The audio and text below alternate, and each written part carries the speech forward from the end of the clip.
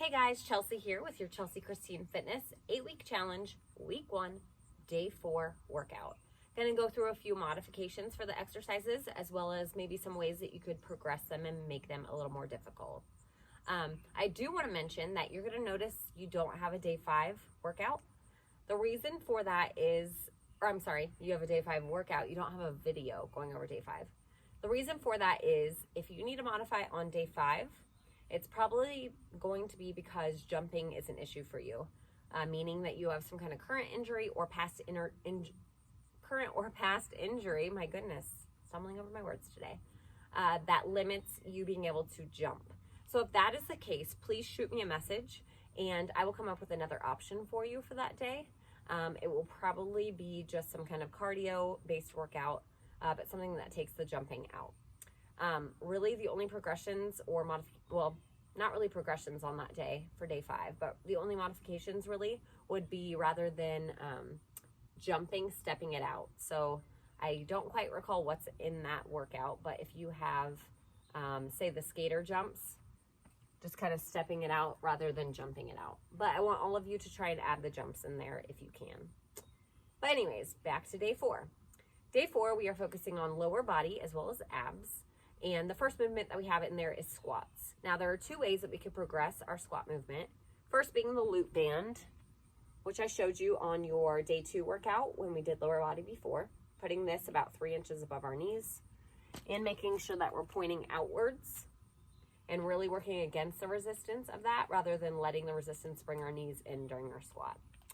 The other way we could progress it would be by using this little guy.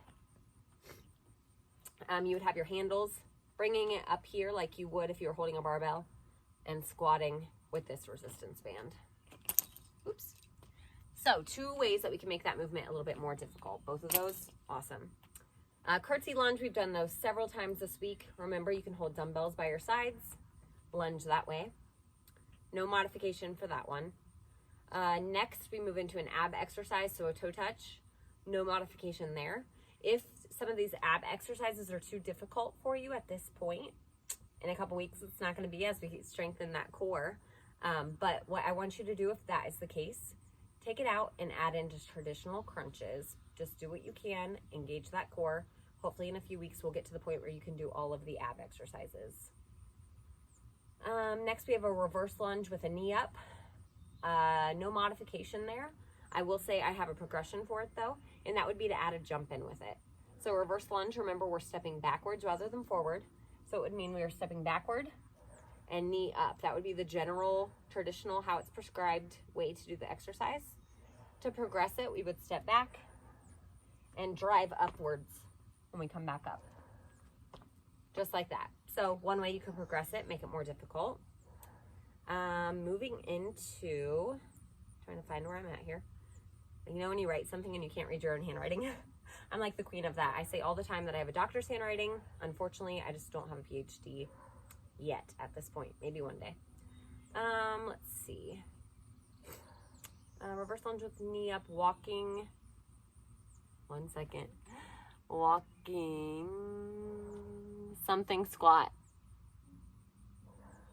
Sorry guys, I have no idea what I wrote there. Maybe a modification, maybe a progression. Don't know what I wrote. If you have questions about whatever that is, let me know and I can help you out. Next, plank hip dips. No modification there. There should be a video link. Definitely check that out for how to perform those. Glute bridges, I do have a progression for those.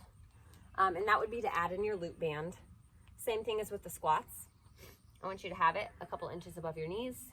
You'll go back on your back in the glute bridge position.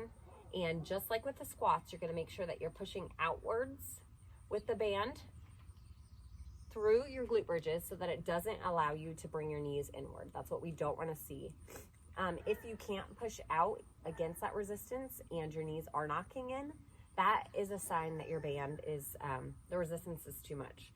So you need to drop it down. If you're using the heavy, move to the medium, the light, whatever it may be. Fire hydrant, same thing actually. You can use your band. I'll try and demonstrate what that would look like.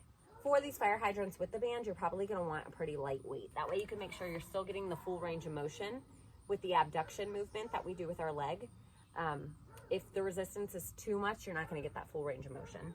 So probably the light or the medium when you do this.